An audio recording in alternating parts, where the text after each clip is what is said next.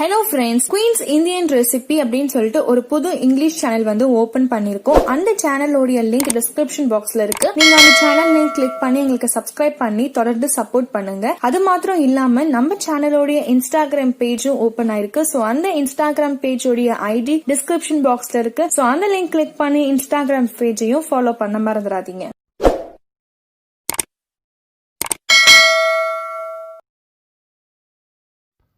Hello friends, welcome to queens Tamil kitchen. இன்றைக்கி நம்மளுடைய சேனலில் ரொம்ப சூப்பரான ஒரு இன்ஸ்டண்ட்டான ஸ்வீட் பூரி எப்படி செய்கிறதுன்னு பார்க்க போகிறோம். ரொம்ப சுலபமாக சட்டுன்னு செஞ்சிடலாம். இதுக்கு தேவைப்படக்கூடிய பொருள் வந்து கோதுமை மாவு. நான் ஒரு மிக்சிங் பவுலில் 1 கப் அளவுக்கு கோதுமை மாவு எடுத்திருக்கேன். நம்ம செய்ய போகிறது ஸ்வீட் பூரிங்கிறனால 2 சிட்டிகை வந்து நான் உப்பு சேர்த்திருக்கேன். 1 டேபிள் ஸ்பூன் அளவுக்கு சூடு பண்ண எண்ணெயை வந்து சேர்த்திருக்கேன். இது எல்லாத்தையும் சேர்த்திட்டு இதை வந்து கலந்து விட்டுக்கோங்க. இது கூடவே வந்து ஒரு 2 சிட்டிகை போல் வந்து ஆப்ப சோடா சேர்த்திருக்கேன். ஆப்ப சோடா வேணும்னா சேர்த்திக்கோங்க, ஆப்ஷனல் தான். எல்லாத்தையும் சேர்த்திட்டு நல்லா ஒரு வாட்டி மிக்ஸ் பண்ணிவிட்டு அதுக்கப்புறமா நம்ம கொஞ்சம் கொஞ்சமாக தண்ணி சேர்த்தி நார்மலாக நம்ம சப்பாத்தி பூரிக்கு எப்படி பிணைவோமோ அது போலவே வந்து பிணைஞ்சிக்கலாம். இந்த கோதுமை மாவுக்கு பதிலாக நீங்கள் வந்து மைதா மாவில் கூட செய்யலாம் ஃப்ரெண்ட்ஸ். இது போல் நல்லா மிக்ஸ் பண்ண பிறகு இதை எல்லாத்தையுமே வந்து பார்த்திங்கன்னா குட்டி குட்டி பால்ஸாக நம்ம உருட்டி எடுத்துக்கலாம். இது போல் எடுத்திருக்கேன். 1 கப்பு மாவு எடுத்திருக்கேன்னா அதுக்கு வந்து ஒரு 7 பூரி வரும்.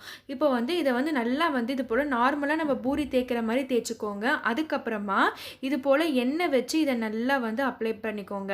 கொஞ்சமாக கோதுமை மாவை டஸ்ட் பண்ணிவிட்டு இந்த மாதிரி ஒரு ஃபோல்ட் பண்ணி இந்த மாதிரி ஒரு ஃபோல்ட் இப்படி பண்ணிங்கன்னா சூப்பராக வேலை முடிஞ்சிடும். ஸோ அடுத்து இதே மாதிரி எல்லாத்தையும் நான் பண்ணி வச்சுட்டேன். இப்போ எண்ணெய் நல்லா காஞ்சிருச்சு. எண்ணெய் காஞ்சோடனே ஒவ்வொரு இதாக வந்து நம்ம பொரிச்சு எடுத்துக்கலாம். உங்களுக்கு வந்து எந்த மாதிரியான கலர் வேணுமோ நீங்கள் அதுக்கு தகுந்த மாதிரி பொரிச்சு எடுத்துக்கோங்க. நான் வந்து நல்லா கோல்டன் ப்ரௌன் ஆகிற வரைக்கும் நான் இன்றைக்கி வந்து இந்த பூரி வந்து பொரிச்சுக்க போகிறேன். ஸோ இது போல் வந்தோடனே எடுத்துட போகிறேன். இப்போ நம்ம சுகர் சிரப் வந்து ரெடி பண்ணிக்கலாம். அதுக்கு ஒரு பாத்திரத்தில் சர்க்கரை வந்து சேர்த்த போகிறேன். நான் வந்து பார்த்திங்கன்னா 5 டேபிள் ஸ்பூன் அளவுக்கு சர்க்கரை சேர்த்திருக்கேன். இது கூடவே வந்து சர்க்கரை நனைகிற அளவுக்கு தண்ணி சேர்த்திக்கலாம். ஃபஸ்ட்டு சர்க்கரை வந்து நம்மளுக்கு நல்லா கரைஞ்சி கொதிச்சு வரணும். இது வந்து பார்த்திங்கன்னா நம்மளுக்கு லைட்டாக வந்து கம்பி பதம் வரணும். அப்போ வந்து கம்பி பதம் வந்த பிறகு நம்ம வந்து இந்த செஞ்சு வச்ச இந்த பூரியை வந்து இதில் போட்டு நம்ம டிப் பண்ணி எடுக்கணும். இப்போ சர்க்கரை வந்து நல்லா கரைட்டும். ரொம்ப சூப்பராக டேஸ்ட்டாக இருக்கும். மைதா மாவு வச்சு பண்ணி பார்த்தாலும் ரொம்ப டேஸ்ட்டாக இருக்கும்.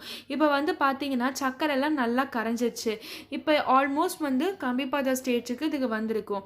இப்போ வந்து கம்பி பதம் செக் பண்ணுறதை நான் வீடியோ கிளிப்பிங்கில் ஆட் பண்ண மறந்துட்டேன், சாரி ஃப்ரெண்ட்ஸ். இந்த சக்கரை பாவு கெட்டியாகாமல் இருக்க கொஞ்சம் எலுமிச்சை சாறையும் சேர்த்து இதை நல்லா கலந்துக்கோங்க. இப்போ அடுப்பு ஆஃப் பண்ணிடுங்க. இப்போ பாருங்கள், உடச்சோடனே இந்த மாதிரி நல்லா வந்து முருகலாக நான் வந்து பொரிச்சு எடுத்துருக்கேன். ஸோ உங்களுக்கு எப்படி வேணுமோ அந்த மாதிரி பொரிச்சு எடுத்துக்கோங்க. இப்போது இந்த மாதிரி சுகர் சிரப்பில் போட்டு இதை நல்லா வந்து ஒரு மிக்ஸ் பண்ணிக்கோங்க. ரொம்ப நேரம் இருக்கணுங்கிற அவசியம் இல்லை. போட்டு ஒரு 2-3 செகண்டில் எடுத்தாலே போதும். அது வந்து நல்லா வந்து அப்சர்வ் ஆகிக்கும்.